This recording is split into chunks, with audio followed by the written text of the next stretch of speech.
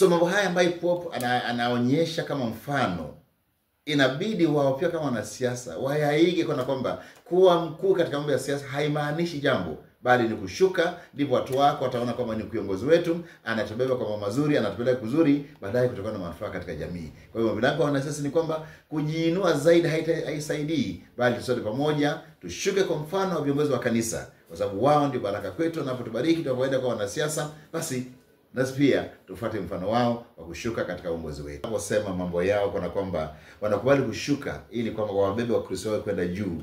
Wakristo wakati mwingine wanaona kwamba pengine ya mchungaji, askofu wa Pope anajidunisha. Sio kujidunisha. Hivyo ndivyo neno la Mungu linavyotaka. Kwamba sisi sote tushuke, tunaposhuka Mungu atatuinua.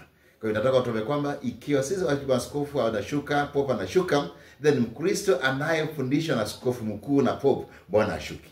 Ombi langu ni kwamba kwa kujifunza kutoka katika wakuu wetu, nasi pia tuwe mfano mzuri, kwa sababu wao wakuu wametupa mfano. Kwa natoa rambirambi zangu kwa kanisa la Roman Catholic kote duniani kwa kuweza kupoteza mtenda kazi na baba imani na baba mkuu wa kanisa hilo kote duniani.